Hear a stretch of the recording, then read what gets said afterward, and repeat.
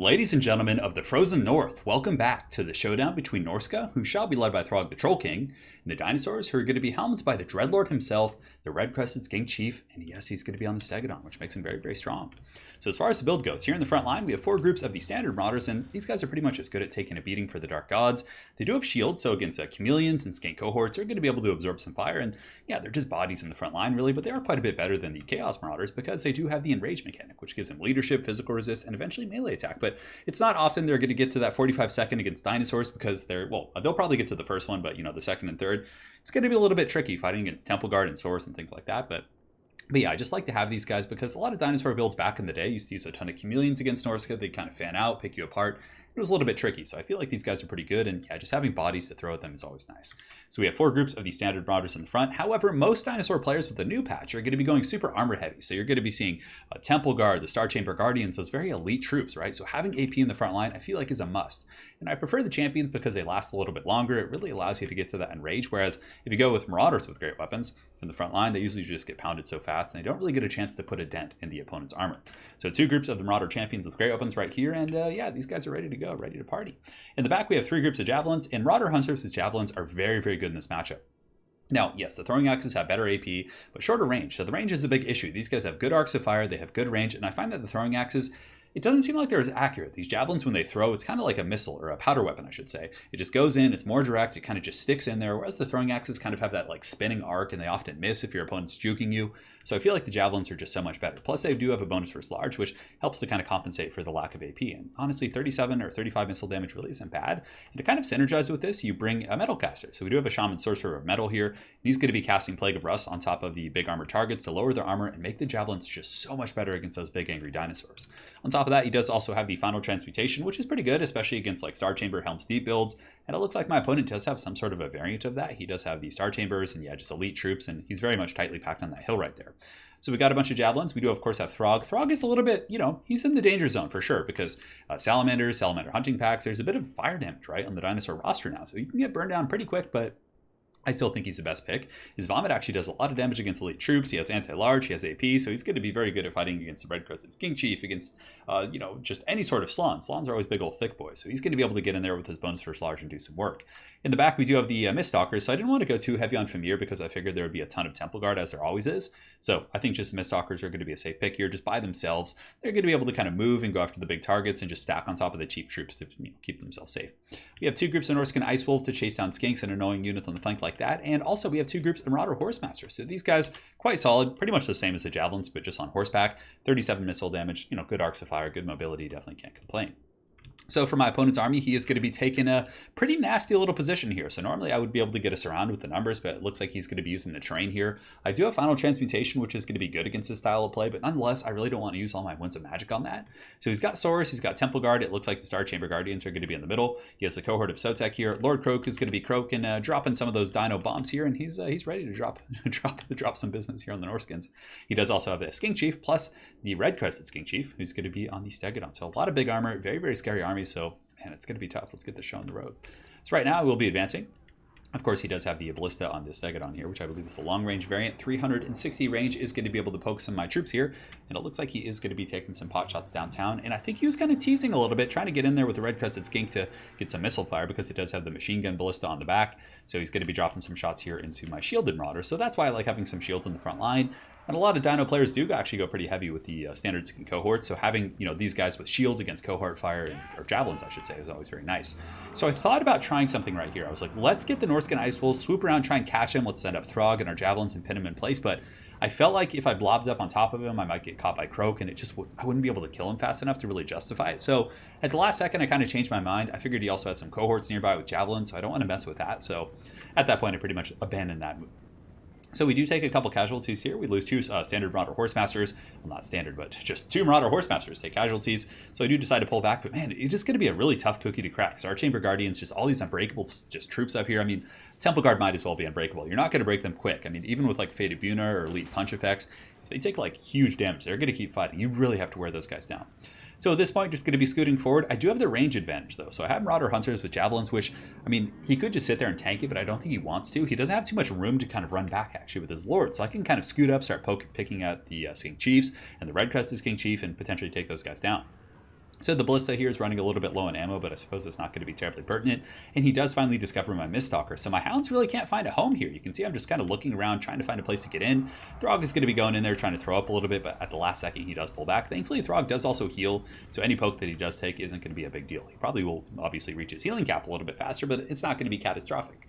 So right now I'm going to be scooting in my Javelins. My opponent is farming a Helm's Deep. Unfortunately, my Shaman Sorcerer is on foot. I meant to put him on some sort of a mount, but look at the vomit from Throg. Throg throws up all over these Saurus, gets all over their face, and kills a lot of models. I mean, that was huge damage. If you take a look, that is a value train. We killed the Saurus, we took out a fair amount of Skinks, it looks like 7 of them, and we also took out 5 Temple Guards. That is really, really good. Throg definitely doing some work here in the early game. So in the meantime, Javelins are going to be scooting up, and I do get ready to cast the Final Transmutation, but I think I started with really low Winds of Magic. I think it was like 5 or 6. So I wasn't able to cast it quite yet, so I think I will be starting with Plague of Rust, which is unfortunate.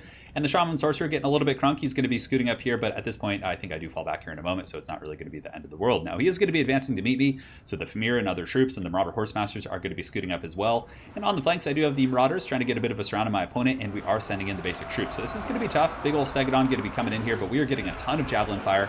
I have them in guard mode, and Throg is going to be coming in here to drop his club as well. So maybe I should have sent him right here, but I think I meant to send him on the Skink Chief, but something else happened. A little bit of a weird engagement there. So my Javelins will be falling back at this point. Croak Daddy is going to be dropping some bombs here, but it doesn't really matter because that formation just died instantly.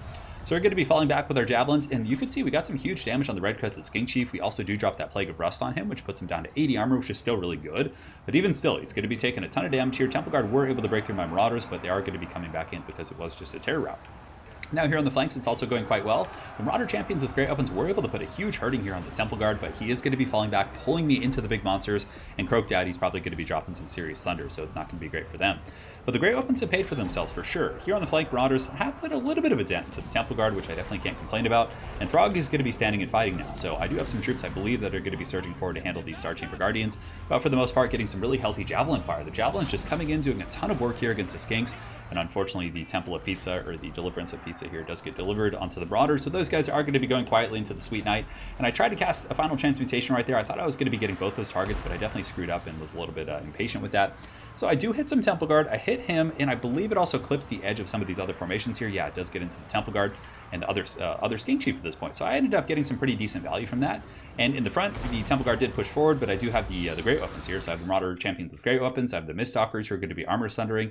So that is a really nice combination to potentially work down these type of troops. So quite happy about the situation. Star Chamber Guardians are down to about 50% health.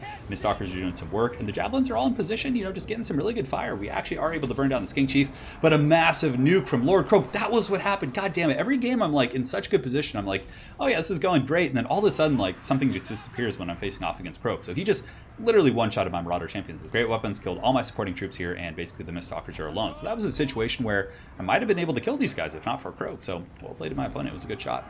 So the Javelins are going to be falling back, and yeah, my whole front line just dissipating here. Some Marauders doing their thing, but here Throg Daddy is able to find that fat toad, so he's going to be exacting vengeance for Norsca. You can see Fight or Die has been popped, and he's going to be dropping some bows on this disgusting toad right here. So hopefully we can take this guy out. He is a large target. Supreme Shield of the old ones is going to be going down as well. Throg, of course, with Frostbite is going to be making him very slow, down to 22% speed. Now, why is he... I feel like it should be much slower than that. I mean, is his base speed that much higher? But we'll have to take a look when he's not frostbitten. But I guess it's 34 here. So anyways, Javelins are going to be turning about face and getting into that toad right there. I realize he's just been pounding me all game, so I just need to take out Lord Croak. The one thing that is going very well, though, is we are losing the infantry fight. Obviously, Temple Guard and some of these elite troops. I mean, he just invested more in his infantry. Well, I don't know if he really did, but his infantry were better. But in the distance, we are able to break the Skink Chief right here. I get some Hounds, and it looks like the first Stegodon is going to be falling to a pack of feral Norscan Warhounds. So even if you're in a matchup in which, for example, there's no good targets for your Hounds, let's say they have no missile units, nothing else like that, just kind of save them in the back and wait for big, powerful units to break and, you know, try to break them, and at which point you can chase them off the battlefield with the Hounds. So the battle's very close. Even though the bounce fire is in my favor, it certainly is not. By no means the game is over here. We are able to kill Big Papa Toadmaster here. You can see he's going to be floating back up to the Salon Heavens, wherever they go. I don't really know the lore on those guys, but Throg actually taking a little bit of damage as well. The Red Crested Skinks here, the cohort of Sotek, is going to be piling in to poison him and kind of slow him down a little bit. So we fall back. And if we look at the battlefield, I have a couple of these Marauder Horsemasters here just trying to finish off the Red Crested Skink. I have some Miststalkers. I have my Caster over here in the distance as well, and I do have some Hounds. Now, the bounce power pretty heavily in my favor, but you got to look at the battlefield. I don't have a lot that's going to be good at killing Temple Guard. So, I mean, there's 50 of these bad boys right here. What do I have to fight them? I have the Miststalkers who are pretty much going to get hard countered. So it's very much going to be a war of attrition. So right here, the Star Chamber Guardians are going to be fighting Throg Daddy for a moment, so I let him kind of get a couple clubs, at which point I believe I do pile in with the Miststalkers. Granted, I think they're going to be clubbing the cohort of Sotek, who has popped Refuse to Die, so these guys aren't going to be going quickly, and it doesn't look like they're taking like any damage at all, maybe a little bit, but yeah, that big old red-crested Skink Chief is going to be also popping his Opal Amulet to give him 22% ward save, which is going to help quite a bit against these Javelins here. But these Marauder Hunters with Javelins have just been MVPs all game. And even though they have 0 kills, man, they've done so much damage against the big targets. I really think it's pretty much a must-pick against the Dinosaurs. I mean, if they come in with Cold Ones, or Horn Ones, or Croc Scores, or anything like that, those guys are going to be your backbone, right? So Throg is going to be falling back at this point, and I was really glad that I didn't go with like a very Famir heavy build, because I felt like if I relied on Famir, he would have been able to just croak my infantry down even quicker, right? And then the Famir would be isolated against Temple Guard. So right here, we're going to be dropping some bows on top of the red-crested Skink Chief, just falling back, scooting and shooting, getting as many javelins as we can on the red-crested Skink, but he is just such a terror in the night, and he's staying very close to the Star Chamber Guardians to make sure he gets that Guardian buff, so it's been really tough to get substantial damage. So at this point, realizing I just kind of have to run here, I'm going to be going for value in the flanks, and you can see my opponent has pulled in the Bounce of Power, the Marauder Horsemasters, the Throg, and Popping Fight or Die are also going to be quite good against these other rats here. So we're going to be clubbing them, and we should be able to push our way through. And it looks like they're going to be wavering, but the Temple Guard are coming, so we do have to fall back here in a moment. Now, Balance Power is going even more and more into my opponent's favor here. As you can see in the center here, the Miststalkers are forced to fight.